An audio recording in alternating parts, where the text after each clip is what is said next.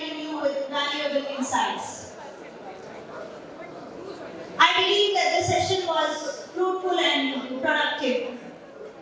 To add more value and insights, we are coming up with the second interesting panel. Are you all with me? Yes. Are you all with me? Yes. Yeah, that's the good sound we are getting from you all. Keep up the good spirit. Yeah. The second panel for the event today is on talent for workplaces in the new world order. And leading this discussion, we have the esteemed moderator, Ms. Nidhi Goyal, Executive Vice President, Tata India Institute of Skills, who will expertly navigate the conversation, ensuring valuable insights and meaningful dialogue. We welcome you, ma'am. Without further ado, let's get started. We are delighted to present an exceptional panel of authorities who will share their profound insights and perspectives. Here we have the following panelists: Mr. Varadaraj Ventraman, Senior Vice President, Global Talent Acquisition Group, Infosys; Mr. Rajdeep Datta, Assistant General Manager, Projects and Operations, iMerit Technology; Mr. C. Varghese, Chief Human Resources Officer and Vice President, Fidelity National Financial India; Dr. Ravi Guttal, Chief Technology Officer, ACUS. Please join us in welcoming our panelists to the stage. A big round of applause to them.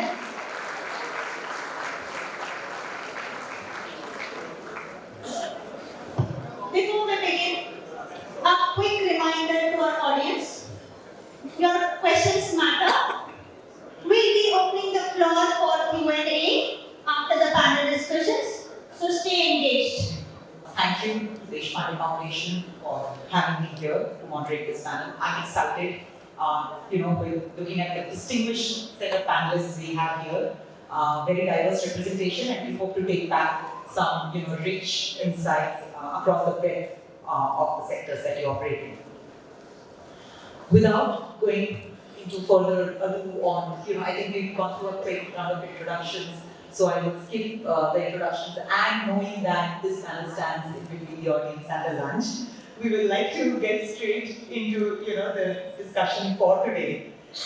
And what we'll try and do is we will explore how the global trends are reshaping the talent landscape, and what are the strategies that are being employed and can be employed to harness these changes and to create a talent pool that is ready for these requirements of the future. If you were to just step back and look at just the last 5 years, there are some emerging global macro trends that have shaped our economic and business landscape. Of course, starting with COVID back in 2020. But you look at the foremost among them being, as a result or otherwise, the advancements in technology and automation that we have been seeing all around. And of course, you can't go by an hour without hearing the words generative AI. So that's going to have an impact on how business plays out, and hence, how the workforce requirements will change. We have, of course, been seeing a lot of geopolitical stress and changes and political uncertainty, economic uncertainty. So that's going to have an impact on, our talent strategies. The demographic shifts, of course, there are clear demarcations across the world where there are declining workforce and an aging population, and yet there are other countries, mostly currently lower income ones, where we are seeing that they are sitting on a demographic dividend, so they are growing their workforce pool. That will have an impact on these talent strategies. And then multiple other factors around the focus on sustainability and climate change, focus on diversity, equity, inclusion, and of course, as a result of that, focus on remote work and flexible work arrangements. And then yesterday we heard Manish from the startups ecosystem talk about the fact that 95% of the districts in India already have at least one registered startup. So this whole entrepreneurial and innovation ecosystem is also driving change in the workforce strategies. And as we look at all of these external, events that are developing now, some of the foundational requirements of soft skills, of a continuous learning mindset, how is that playing into the workforce strategy? That is something that we will also explore. So without further ado, I will begin by trying to understand, since each one of you represents a distinctly different industry, I think we do want to understand a little about how, the current, in the recent past, what have been the workforce requirements, what has been your approach to managing that. So starting with you, Rajdeep, considering, iMerit's focus on AI and data annotation, what are the challenges that you face in managing a globally distributed, workforce? Because 5,000 people across 10 different delivery centers, and working at the cusp of new technology. So we'd like to talk a little bit about that.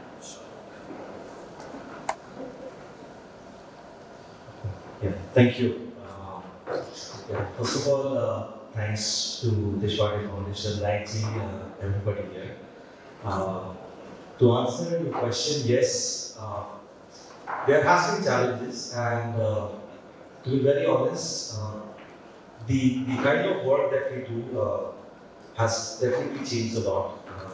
When we started, it was very simple annotation jobs that we could do in terms of bounding boxes and segmentations. But as AI models are maturing and there is a need of more expertise that's there, LiDAR being one of the technologies that we are doing right now, which needs a lot of precision of work. And LiDAR is not something that is taught in a lot of curriculums. So our partnership with Deshpande has been critical in this, where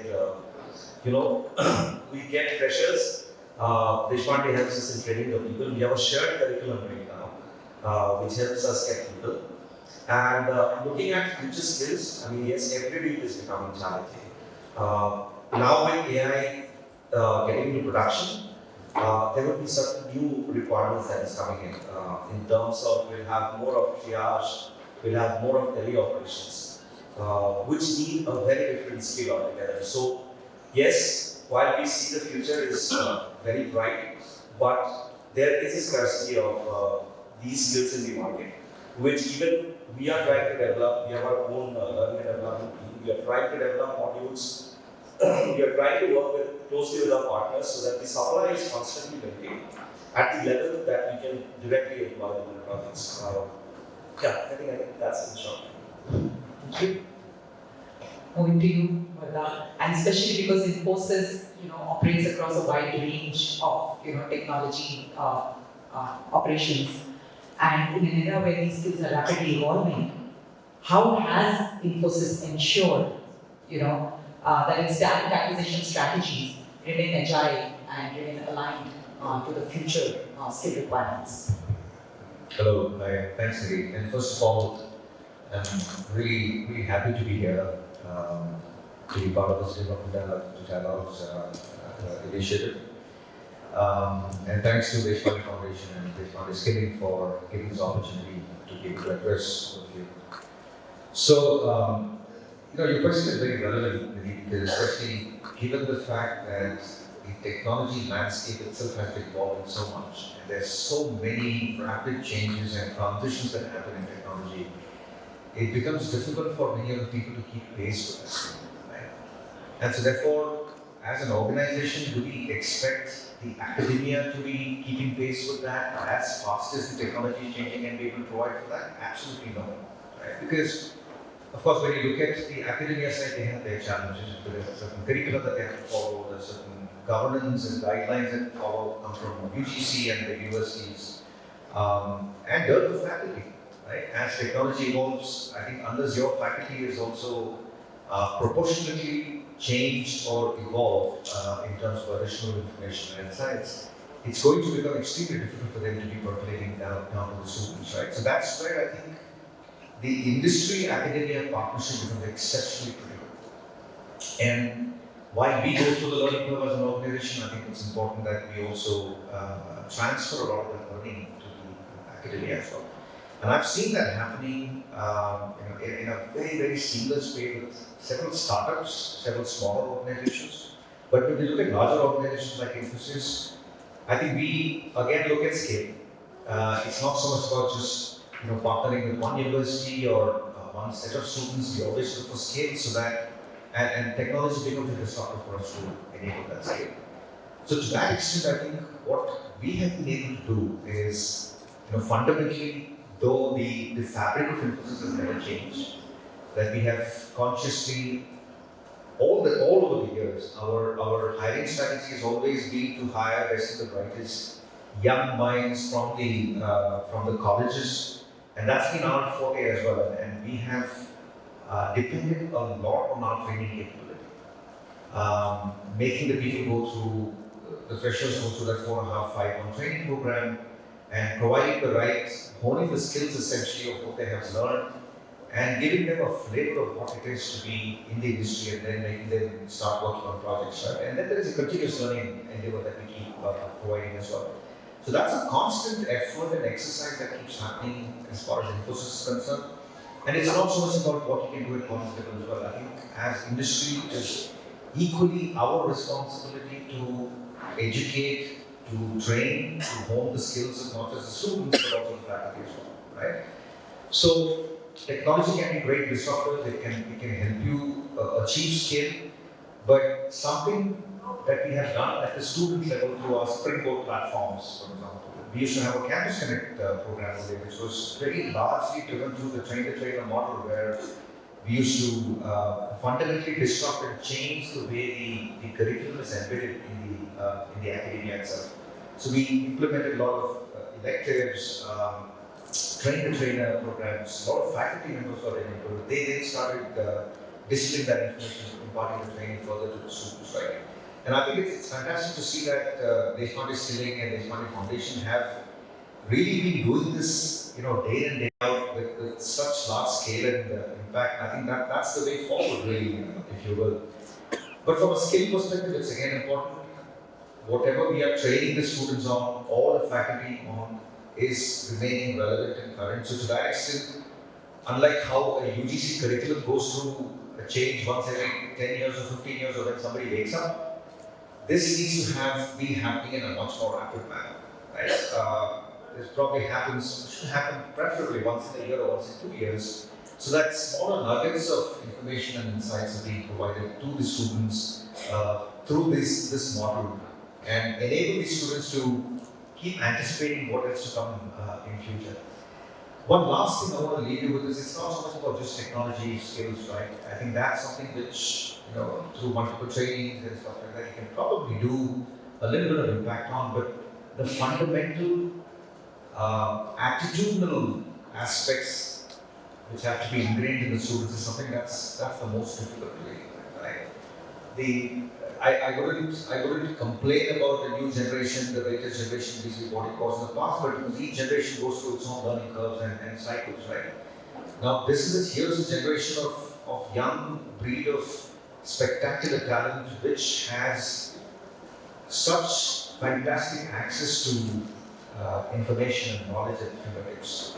It comes with its own positives and demerits as well, because the attention spans have come down. The culture is more of realism, right? Looking for 30-second reels and trying to learn as much as they can, and not so much about really going into the depths of understanding concepts, fundamentals, and then trying to hone those particular aspects. So therefore, the role of a professor or a teacher or a faculty member has become so much more difficult today, right? It's not just about imparting the knowledge, it is also about instilling an attitude of continuous learning in the student mindset.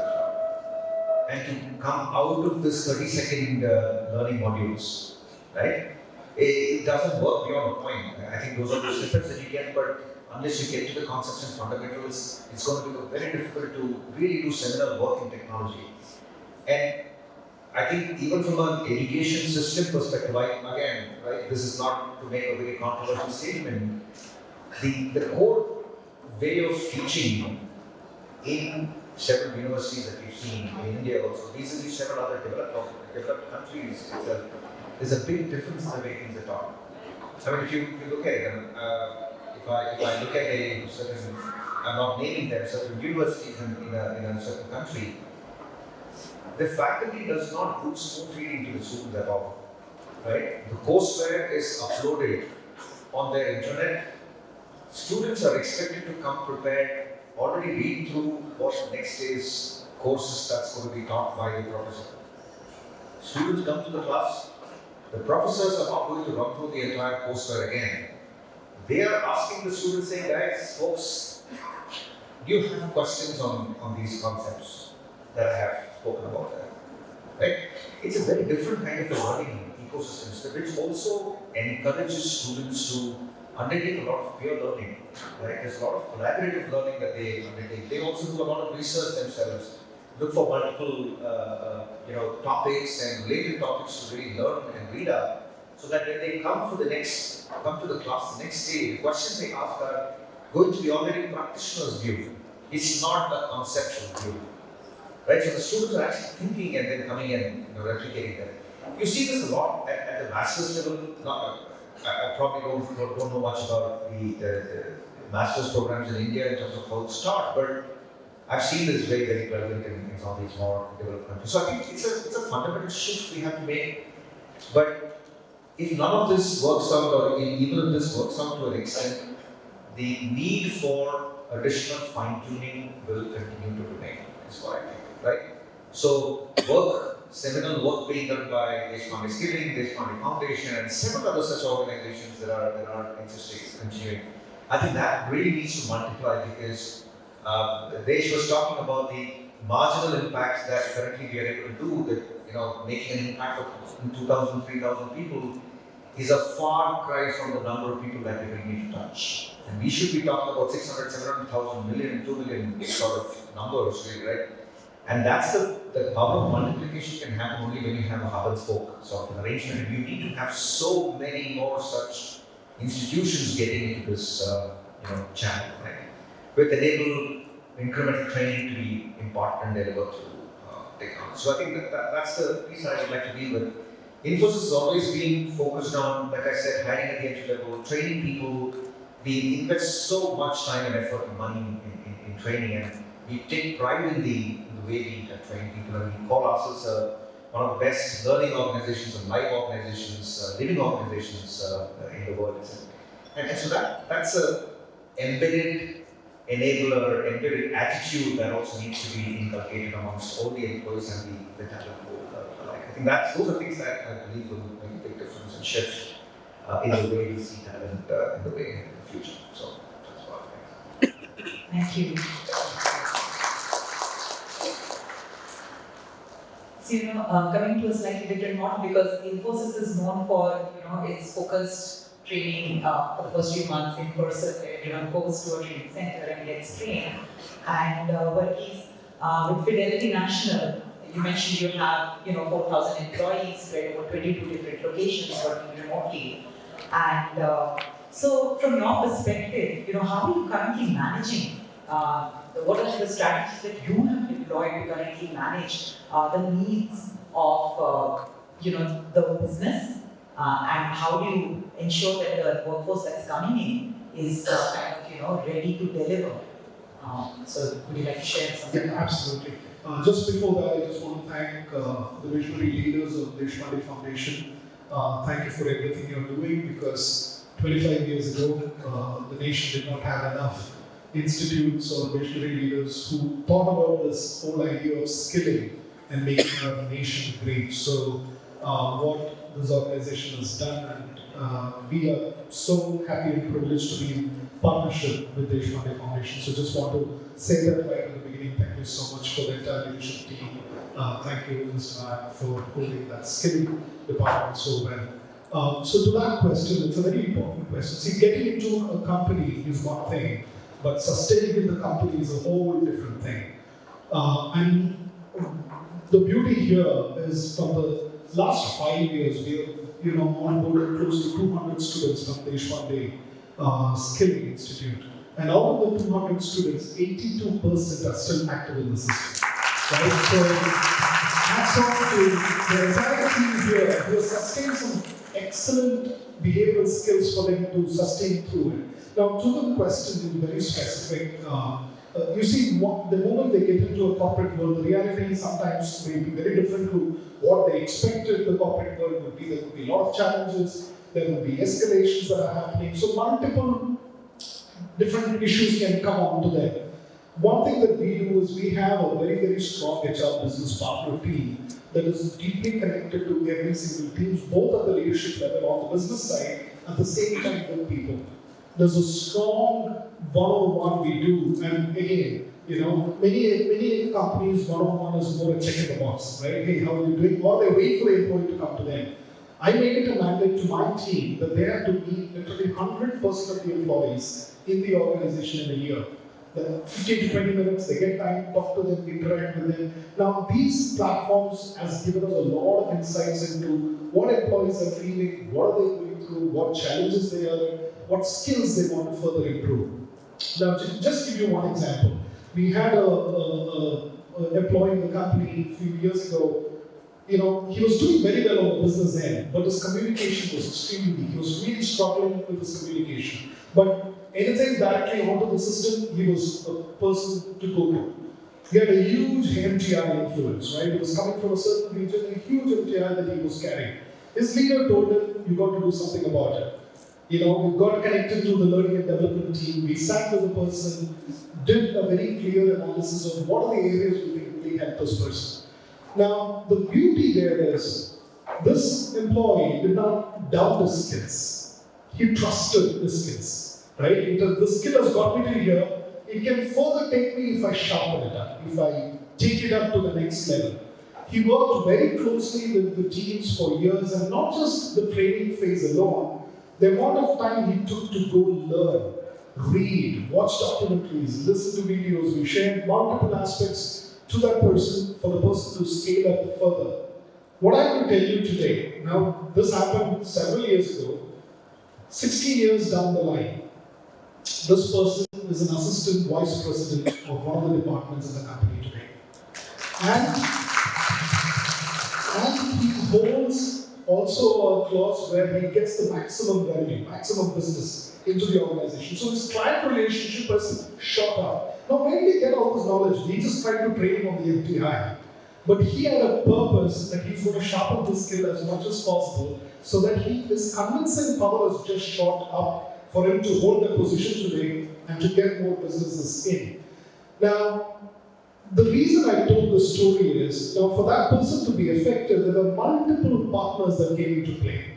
You had the HR business partner that came in, you had the learning and development team that came in, their supervisor, his own supervisor had come in, and they worked through the entire process to make sure it is effective.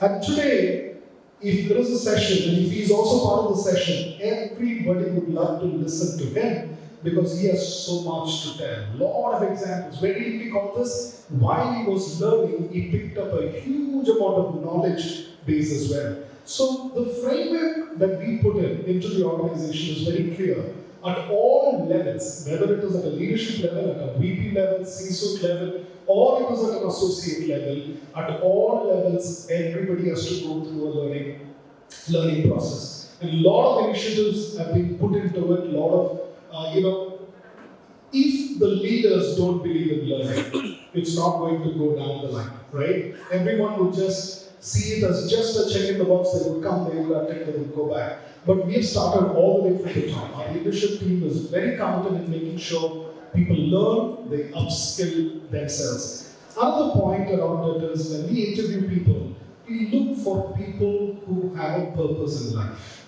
Now that's very important. Because if people don't have a purpose in life, then you're getting someone and they are not fit into the right space, they are struggling through that phase. Now, sometimes you may have people like that. It's okay, you can help them out.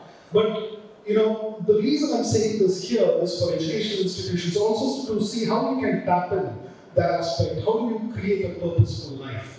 Because a purposeful life will get the person rewarding 10x almost. Yeah. So I'll close it here and maybe some other questions.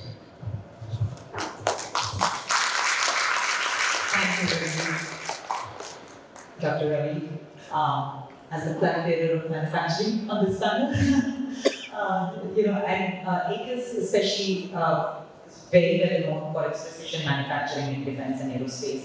But more recently, we've also gotten into consumer durables and toys, right? So how has the talent mix and the requirements from that pool, how has that changed in the organization? If you could just throw a little light on that. Yeah, thank you for having me here, Ishmael Foundation. And that was a very good question, Nidhi. So I'll start off with some of the new manufacturing things which have come up. Right? Gone are the days when we used to go into a factory, see dirty floors, a lot of noise, dust, and all that. If you come to our factory here in Itigati, it is a 10K clean room. That means you can, probably with some upgradation, we can perform a surgery. So the complete ecosystem of manufacturing has changed, especially with the precision engineering, precision manufacturing, electronic manufacturing. So we are into all of these, apart from toys and consumer durables. They are the smaller portions, so I'll focus more on the big ones, the aerospace manufacturing and the electronics manufacturing. So the talent pool we need for this kind of manufacturing is completely different. And currently, sad to say that as a country, we lack in producing this kind of talent. So we want a mechanical engineer coming into our factory, know about artificial intelligence, robotics, machine learning, mechatronics, embedded systems. So the coursework which has to change, like significantly. Some of the progressive universities, especially the private ones, are coping up with the change. But as Gorka mentioned, the UGC 10-year plan, that needs a lot of revision, and we have to be agile in shaping our curriculum and the teaching methods. So, systems engineering is the focus. So, we cannot have mechanical engineering, electronics, we cannot have silos. We need people who have expertise across the board. So that's the first thing we need to do as a country, develop systems engineers who have understanding of it. The second one, which is very important in precision manufacturing, is materials. Right?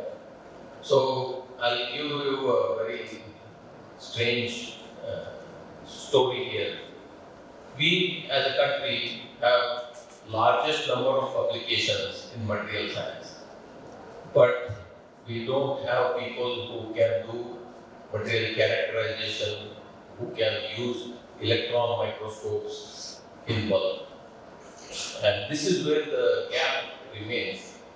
We are more academically oriented, maybe because of the metrics by which academicians and researchers are measured. They are measured in terms of the number of publications, number of patents, rather than number of problems solved in the industry.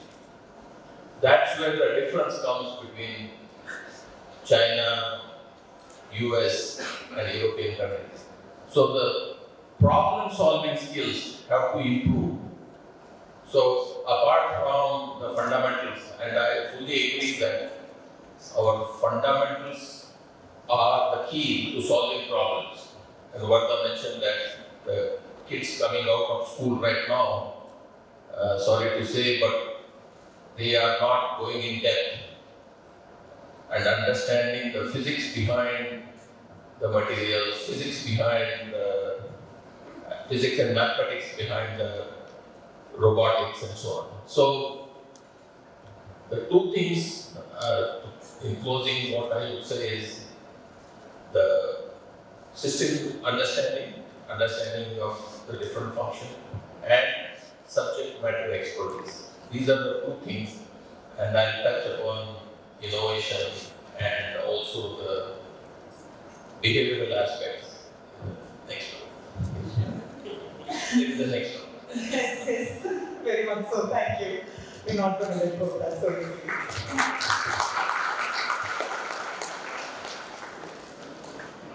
So Rajdeep, I'll come back to you.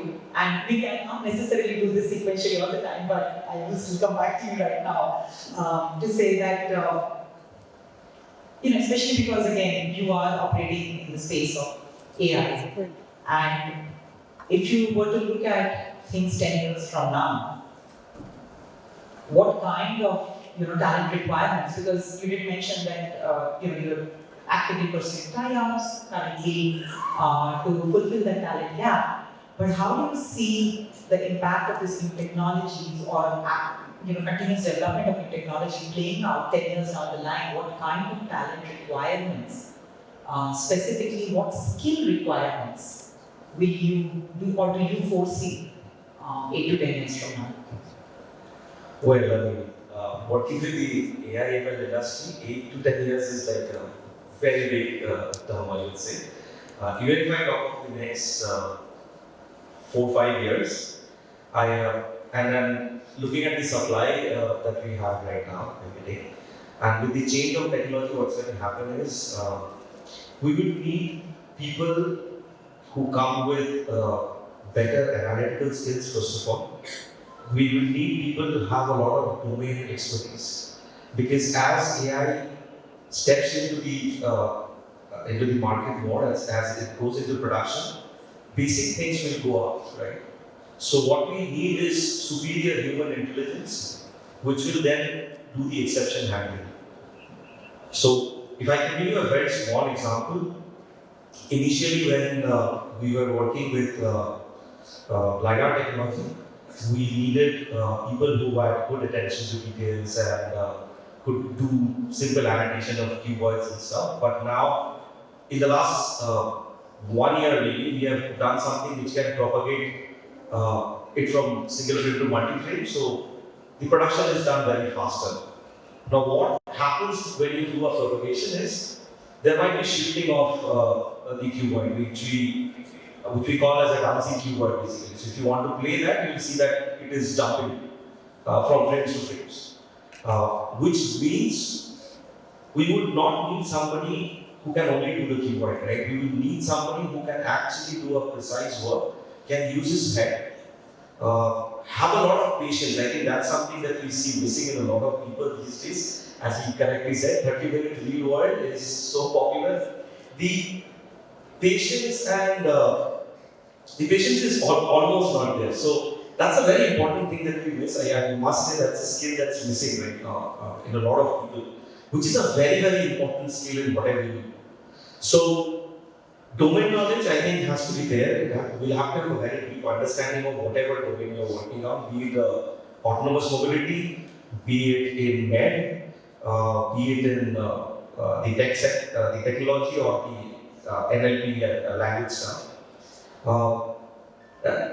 Even in the language space, we all know about ChatGPT, right, and how it works. And this is an outcome of what we have been working on with some very big Fortune 500 companies over the few years. The kind of work that we are getting right now is more of creating AI responsibly. It's something called responsible AI. AI has to be used responsibly also.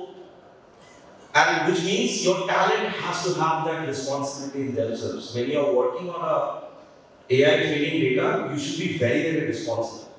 You just cannot lose your attention span, and that's why domain also plays a very important role.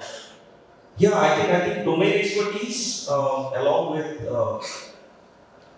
a lot of patience is what we look for. And then the rest of this definitely taken care of by our own training and learning and development team in-house.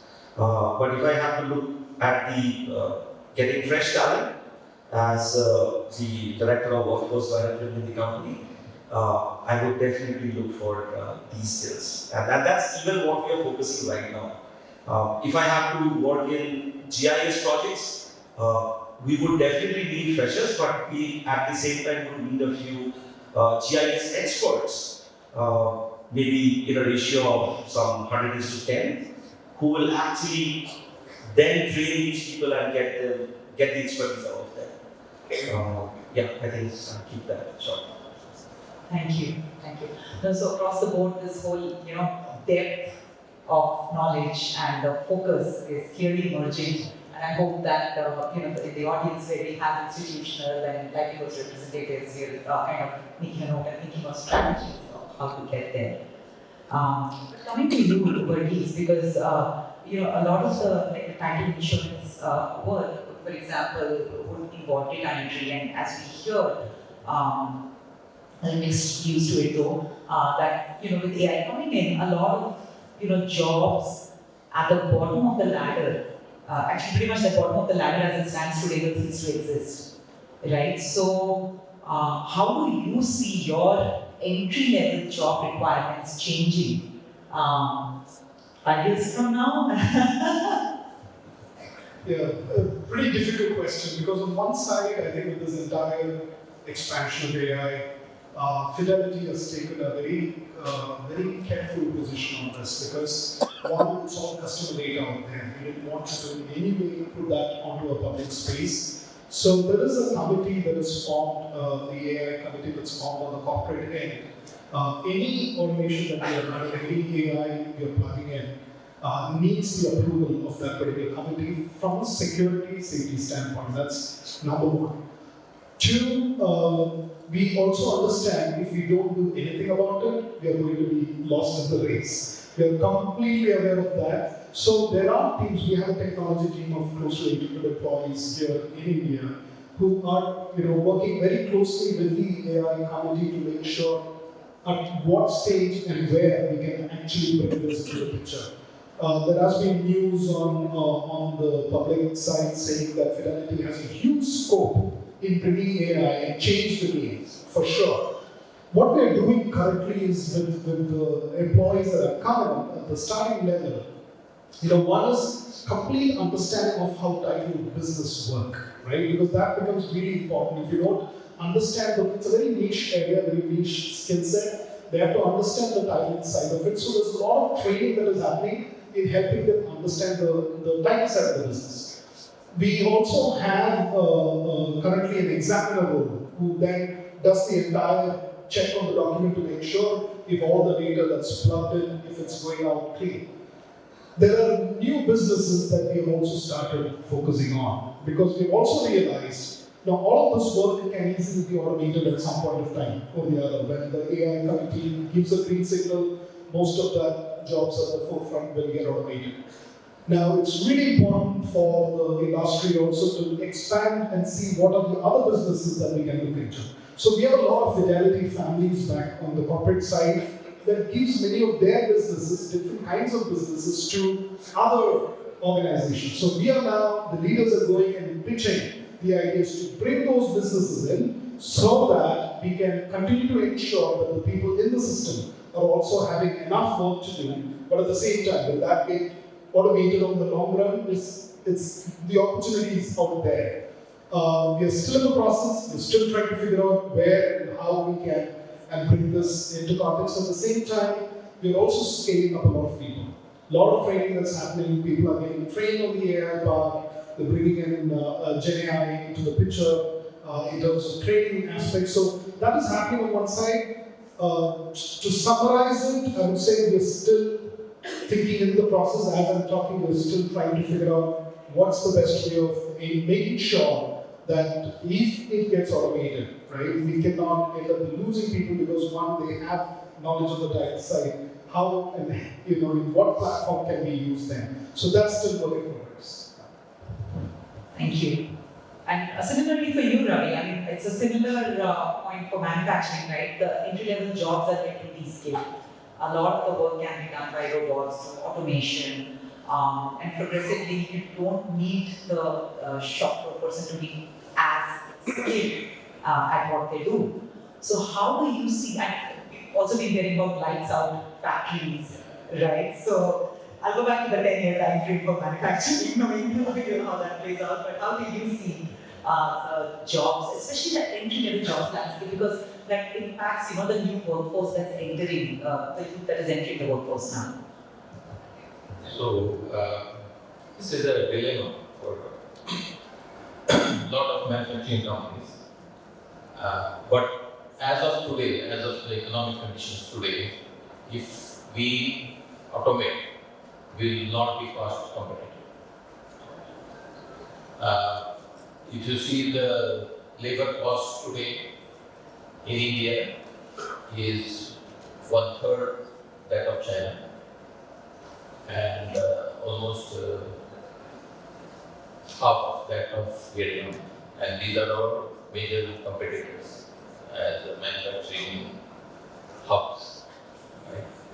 So the ROIs on capital investment on automation will not yield results. So we have to employ people in masses. And there might be some inflection point where the economics will shift the other way. And like if you see China because they were ahead of us few decades, they had a lot of processes manually done. Slowly as the living standards, GDP, economics kept on growing, there was a point where it was not sustainable. They were not cost competitive. The Keynesian economic principle says that you have to produce where you can produce it efficiently and economically. So they have to shift to automation. So automation will be needed for us where precision and quality are important, not as a generic statement. Like I cannot generalize that I am going to automate and make it a lights off factory. I have to selectively choose where it makes economic sense and where I cannot rely on the consistency of the robot. I cannot rely on the inconsistency of the human. So just to follow up on that one, so you mentioned because the labor cost is low in India, does it not become a disincentive for people to join because on the one hand we have the services sector that has starting salaries of 25,000, 30,000, and then it grows progressively with on-site opportunities, etc. So do you not think that creates a disincentive to join or even to at least skill up yourselves as you join the industry? So isn't there a conflict there? See, once they join, we have a program of skill development, right? So we have tied up with a couple of skill universities. We have a vocational diploma, vocational bachelor's degree, and so that they can graduate to become supervisors. And our goal in the next 10 years is that some of the factories will be managed by the operators today. So that's the goal, the path. So it's just an entry. They have to come in and we have a definite path. So that's our goal. Sure. Thank you. Further coming back to you, especially in the context of all the global stress that we were discussing earlier today, and given that a lot of work that companies like Infosys do caters to requirements for global clients, on-site deployments, etc. How do you anticipate 5 years, 6 years from now the need for your talent pool, like the hiring strategies that you have today? How do you expect them to change? What do you see that workforce will look like going forward? You see, you have to deploy it differently from a geographic perspective or otherwise. That's a very dangerous question, and A difficult one to answer as well because I'm actually have to crystal gaze, but let me see if I can handle that. Now, one thing that's been very fundamental to the way Infosys has grown and succeeded in the industry has been this undying spirit of trying to be closer to the customer. Right? It's not just about trying to be working out of India and delivering solutions to customers who are globally present. Right? It is actually about trying to make sure that we break the work down in such a way that that job or those jobs which have to be done or which are most beneficial or productive, which have to be done, being closer to the customer is done there, and the work that can actually be done from any remote location outside of that, being closest to the customer, that gets done from India or anywhere else, right? So that has been the overall genesis of our global delivery model that we really started off with as well. So it's like a move with the sun sort of a approach that we always looked at, and I think we were a pioneer in that, and that's been really. Or rather, I would say that set the base and the foundation for such explosive growth that this industry itself has seen, the IT industry in terms of exports and so on and so forth. But as we see significant changes happening in the geopolitical situation, and there could be protectionism that might also be seen in among several countries, it just makes us more focused in trying to hire talent locally in those respective countries. But it's never to say that you will hire people, 100% of the people requirements in that country locally. There's always this mix of people that you would have to send from other locations on deputations, on visa, and so on and so forth, for short-term gigs, assignments, work, maybe a year, 2 years, but then try to rotate and come back once you finish your assignments, right? And that's a model that I don't think is going to go away at all. I think one other point I wanted to speak on this whole AI question that you asked, is there an impact at the entry-level jobs and so on and so forth? And I think that's important for a lot of the people who are here as well, right? And several students who will be going through these courses.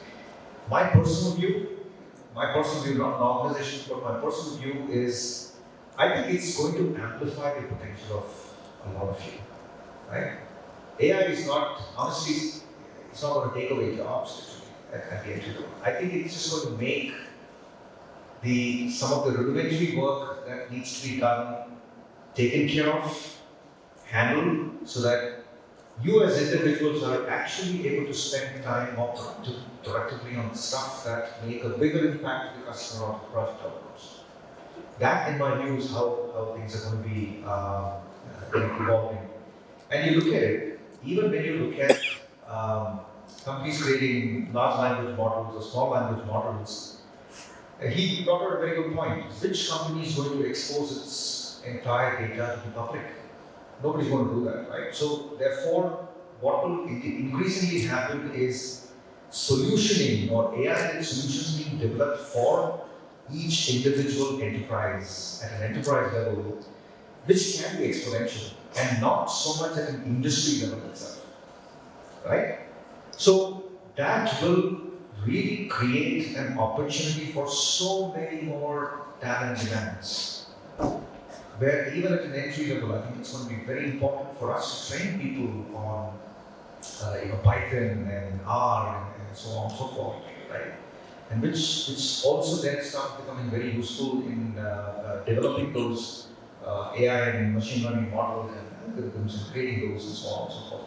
So I think fundamentally, I would experience or expect an explosion or in requirements for hiring talent across the organizations. And my personal view is, I don't think we're going to be any lesser in the number of the way we hire freshers or the numbers that we would continue to hire. Thank you. Just one last question before I open it up to the audience, because we do want to make sure we have enough time for the audience. I hope they're doing okay on time. One of the things is that you all spoke about that once you hire a fresh talent, the organization invests in their skilling and training. And so, I mean, the implicit one of the statements was that could colleges and universities be doing more to ensure that talent is ready before coming in. So we did make a note of some of the things that the institutions could do. Equally, what is it that large organizations such as each one of you represent could do to increase the skill level of the workforce at large? I mean, so it doesn't have to be specific to employees joining us, but what can we do to collaborate with academia or or institutions in the skilling space to kind of make sure that they are ready before they even come to the interview table? So, yeah, sure. Slightly pretty close to an answer, but I will tell you first. Right? And like I said in one of the previous questions, I think it's an equal responsibility of the industry as well as the academia to impart the right levels of knowledge in the students. And so it cannot be that the entire responsibility invested on the academia unless a collaboration and contributions from each other happen. I don't think the talent development really happens. But there are a couple of things that large organizations and enterprises can do to attain scale, literally. Because it's going to be difficult to go to each and every individual institution and be able to devise a curriculum or go and train each and every faculty member and so on and so forth, right? Because the sheer number of engineering institutions in the country itself is so large. I mean, just one state will probably have 3,000 to 3,200 engineering colleges itself, right? Leave alone how many of them are doing well, how many of them are running at half capacity and stuff like that. That's a different part. But I think in some of this, I guess there are two things that have to happen. One is the enterprises and the academia will have to come out with technology as an enabler for gaining rapid acceleration and capturing a larger market, right? So we have to really come out with other better ways in which people, no matter where they are, can sit and go through and learn and hone their own skills and evolve their skills, right? So that's where I think platforms become extremely learning platforms, which have to be co-created between the education institutions and the industry as well. And there's a phenomenal opportunity. And I think the government is also doing tons of work in this space, right? And so are several academic institutions and organizations. That's the first part. Second one is, of course, I guess there's also this apprenticeship and Rabi spoken about by UGC and several other institutions and organizations as well. So that's a great way to leverage for owning the skills. Third one is, again, I think there has to be a lot more interactions between institutions and organizations, especially the faculty level, because the students learn only as much as what the faculty is able to teach and train, right? Even though they will have access to a lot of online content and learning opportunities, the holding of those skills, providing the right inputs, clarifying the conceptual questions and clarifying doubts is entirely done at the faculty level. So therefore that amount of engagement and investments which organizations are able to do jointly with the faculty members and institutions will go a long way in actually promoting better learning methods and greater adoption of knowledge among the students. That's my Thank you. And Ravi, yes, please.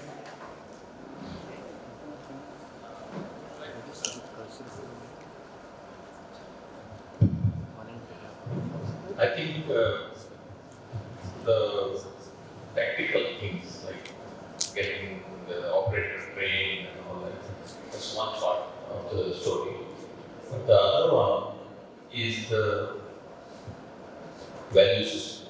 So what I mean by the value system is most of the companies, successful companies, have a value system. Like they believe in integrity, transparency, discipline. Uh, so those values, and they may have synonyms, but generally all companies have the same values, right, to be successful. If these values are imbibed and like what is mentioned, purpose or philosophy. So most of the companies have their own purpose, like a higher purpose and the philosophy. So if these values, if they are imbibed in the students as a part of their curriculum, and I can throw 3 or 4 of them which are common to most of the companies, like integrity, commitment, transparency, and maybe innovation or quality aspect of it. So that is the one which is missing. And Vardhan mentioned a very good point, the attitude. The attitude when they come out of the skilling school or the engineering school, the attitude to learn, attitude to solve problems, attitude to persevere. Because in industry you will face a lot of problems. Every day you get into the office, you are bombarded with issues. There's especially in a factory where I come from, there is a labor issue, there is a machine breakdown, so many things. Then there is technical issue coming up. So people should have that problem solving skills developed. In the colleges, I have not seen any college having course on problem solving and innovation. But there are standardized processes for problem solving, standardized processes for innovation. It might sound oxymoronic, but it is true. Early in my career in John Deere, I was exposed to this innovation training by Stanford University. And that opened up my mind in different ways how to address the problem. So if those things are taught to a student, he'll be a very good professional and he'll be very successful in his career. Just to add on to that question, so there are 2 aspects as we just heard now. One, from my side, in terms of what the campuses, the institutes need to do in terms of getting their students job ready, corporate ready. The other aspect is also, I'm going to flip it onto the corporate side, right? I think it's really important as industry leaders that we need to be thoroughly engaged with these institutes. Now, there is a college in Management Institute in Bangalore called Gibbs Business School.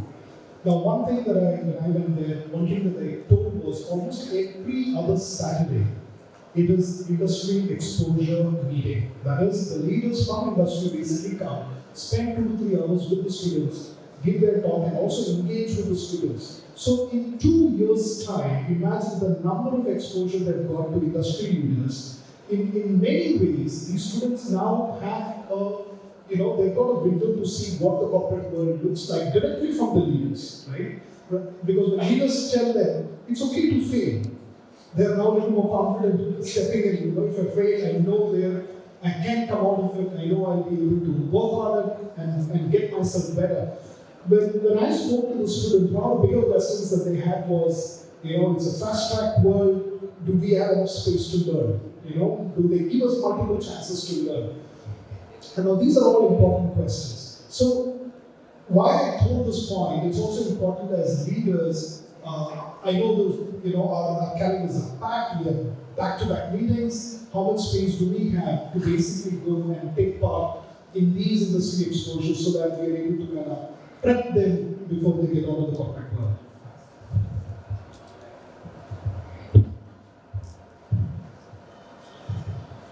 Okay, thank you very much.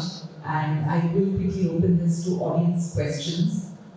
Just to keep a tab on time, if you could mention your name, the organization that you represent, and then very quickly, get to the question. And if it is directed at someone in particular, please let us know who that question is for, or it is vertically assigned. Thank you. So we have a hand up right at the back. Is there a mic there?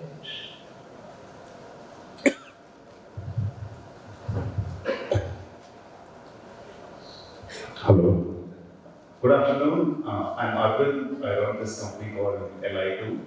And my question is very fundamental. You know, we spoke of academia industry partnership, and the fabric of the conversation has been that the talent is either unavailable or not ready.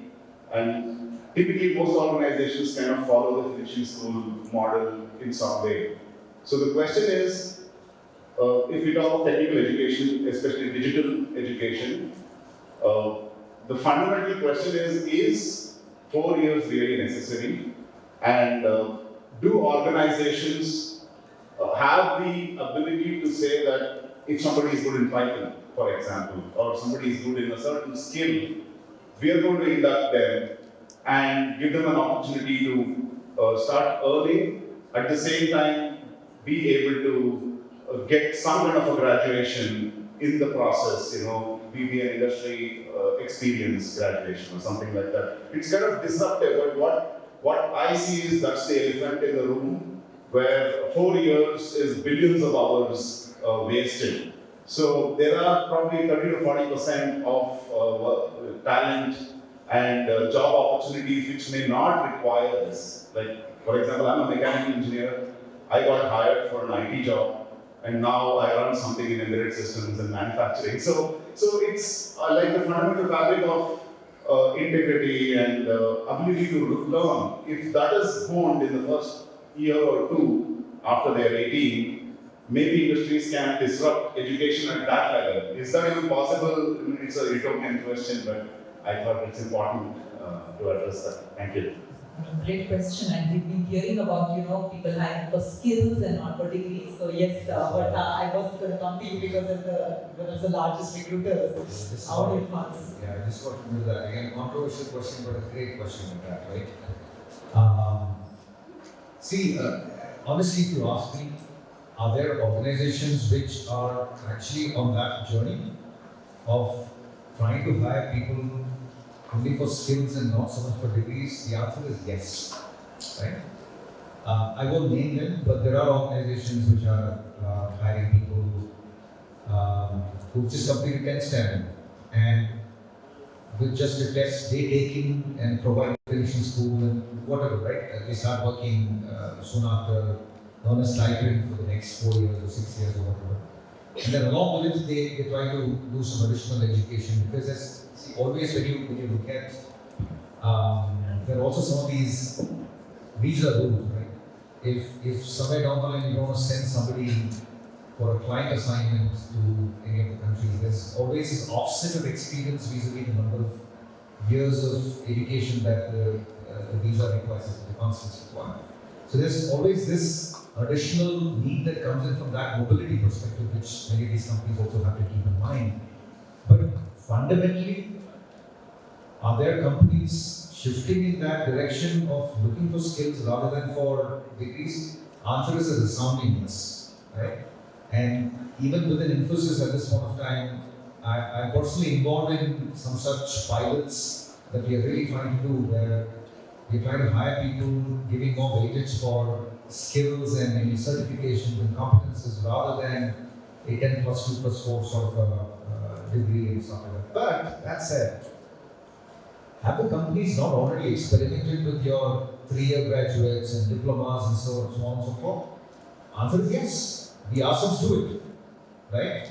But the only thing that we've done is we've kind of segmented the sort of roles that you would assign to each category of these people, right? Which essentially is what you're sort of questioning as a thing, saying, you know, why should we have this sort of a regimentation? Can we just open this up to all the people and make sure that it is largely based on competence and skills that we are having? So the answer is yes. I think this is the right direction that we really have to move towards, especially if there is a dearth of talent. with adequate levels of skills and experiences and whatever. So naturally, this will be an evolving space is what I'm seeing, and I think we should just wait and watch in looking at how things are shaping up against this. I've seen this, overseas locations. The sheer number of candidates that I come across who have not finished their graduation or who have left college midway but have started working and have done some phenomenal work, that number is very high. Right? If I look at Europe, even the US, we see a lot of such candidates. Right? So it's also a societal, social fabric that construct that has to also be broken, which I think India is progressing in that direction with all the propagation of social media and how things are shaping up and the influence that is making in the mindsets of people and the shifts that are happening. I don't think it will be too long before we say it's fine. I don't think we can have a degree. I think you go through a standardized assessment and comprising tests or interviews or hackathons or whatever, but you hire places that and then you apportion certain role. So I don't see it's too far out there. It really happens. Can you interact? Yes, there's a question to the back of the right. Sorry. There's already someone here. Sorry. We'll just speak. Hey everyone. My question is to Brother Axel. You have to speak about talent. Everything. What's your thoughts on massive ongoing layoffs? Because you hire and nowadays there is ongoing massive layoffs in every company out there. So after layoffs, where those employees go as opposed to professional employees, whether it's because of lack of training or knowledge.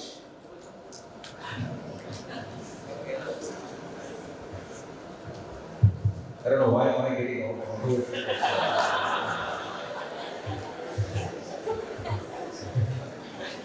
I just hope there's no media here. That's my media. I'm not the authorized spokesperson for the company to address media, but so I'll give my personal perspective to this, right? And that's a disclaimer. It's my personal perspective. See, companies hire people based on point-in-time assessment, right? They take them through tests and then they take them through interviews and so on and so forth. At that point in time, companies tend to feel that this person may have the requisite vulnerability, and which in my view is the underlying factor for all of this. Right? Potentially reasonable communication skills which will potentially be honed and so on and so forth. But when people come into a training ecosystem and an environment which is really fast-paced, because what are all trying to do? They're trying to crunch a note you should have and potentially have not learned in college. They're trying to crunch a lot of those in a very short, specific period of time and get you to really go through and be put in a project. And so therefore, there's also peer group, competitiveness that starts building, and then there's a usual curve that comes out saying there are these really top performers who are very high on learnability. They pick things up very quickly, open to new things. You throw any technology at them, they just learn it and they start really doing well. Then there are these, you will find the median area of the curve, right? You'll see a large proportion of people who are these average folks who are sustainable, right? Who sustain the things, who work very hard, doubly hard as compared to many of these smart cookies out there. Work doubly hard to sustain things. They sustain their learning, right? And then there are these people who are the laggards who need a huge amount of incremental investments in time and effort and relearning to be done for many of those people. So it's not that organizations just do layoffs at the drop of a hat. There's just way too much thought process that goes on behind it. And also that before a layoff happens, there are multiple interventions and opportunities that are provided for those people before a decision on layoff happens. When you look at a company which is, let's say, the overseas countries, for example, layoffs is a cultural norm there, right?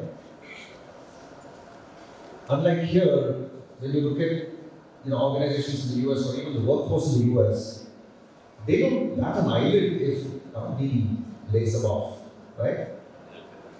Because it's a culture. So it's an actual employment culture there, so companies can hire you and fire you, and you as an employee can join or not join or quit at the drop of a hat. It's up to you, right?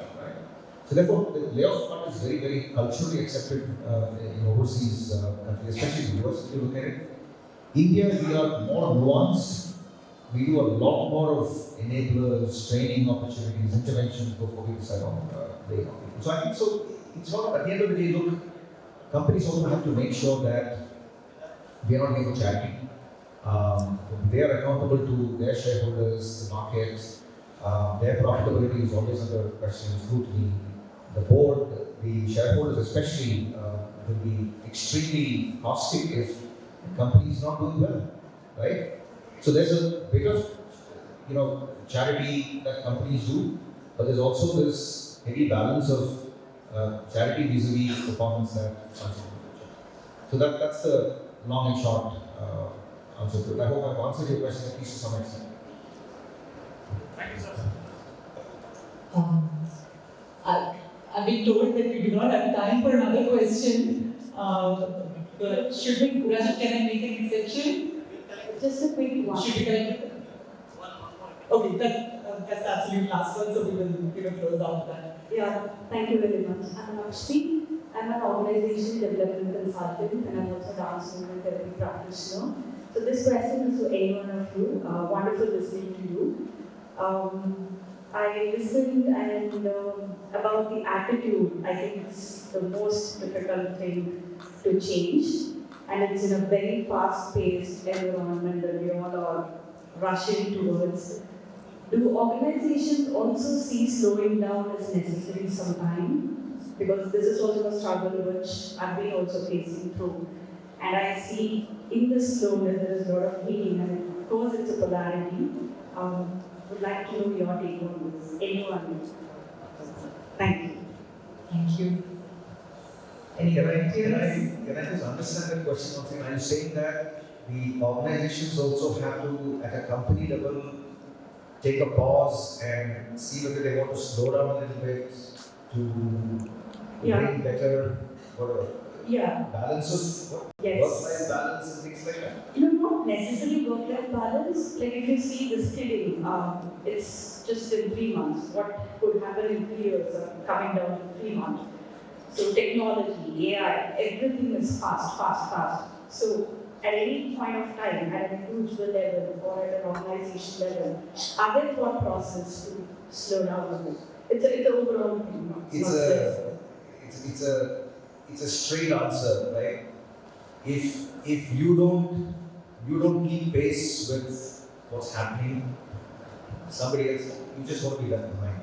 So it's never a question of one company deciding to slow down while the entire ecosystem is going forward much faster and faster, right? So the question is how fast and fastest to the finish that you're able to get to. But they cannot be slowing down. let me state that, right? There's absolutely no question of slowing down because technology itself is moving so fast, right? And there are expectations coming from everybody, right? The end customer, not just our organizational client, but their customers themselves, right? There are anticipations and expectations that are happening. A very simple thing here. The shoes that you wear, a Nike shoes or anything else, right? Have you seen the kind of designs that have started coming out in the shoes nowadays? With these thick soles and, it makes you feel like as if you're walking in the air, right? those kind of shoes you wouldn't dream of wearing until a couple of years ago because they look ugly. Sorry to say this, but they look ugly in my view, right? But that is the thing in the market right now. And if other companies aren't following suit, right, their shares falling down. Their shares are falling down, right? And the customers and the stakeholders aren't going to be happy about it. So there is a question of survival as well. So unless the entire ecosystem slows down on its own, I don't think it's good.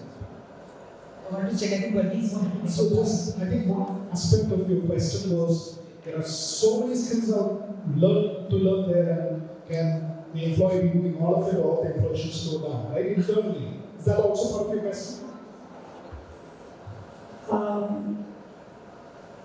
No, not necessarily. No, okay, fair enough. But I did interpret it as, is there an option for an individual at least to slow down? Yeah, I think everybody spoke wanted to add to that. It should be very clear. So each industry or each function within the organization has a clock speed, right? The technology being the fastest change. So if you look at maybe a lot of HR will so HR might be a slow clock,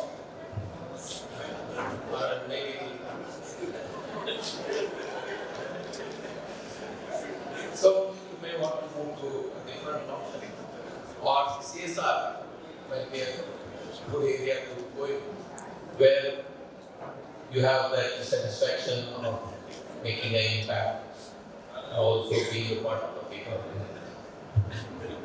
We'll say the disagreements for lunch.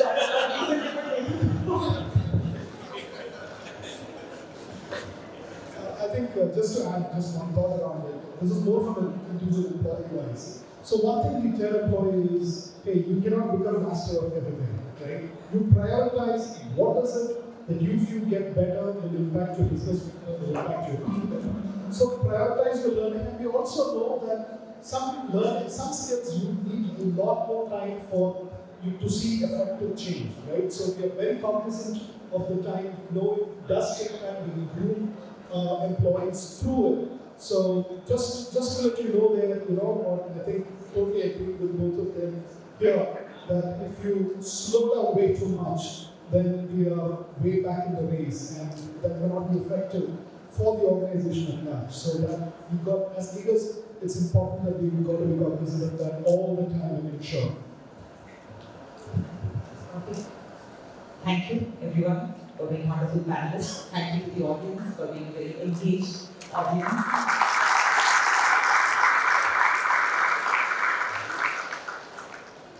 Just quick summary on the value-based skills. Being a core important criteria, attitude, the ability to go deep, work with patients, the need to revisit pedagogy and the curriculum more frequently from an academia institution perspective, and to help our youth develop a continuous learning mindset. I think these are my takeaways from this discussion today. So thank you once again, everyone, and we can now proceed. That was an incredibly informative session.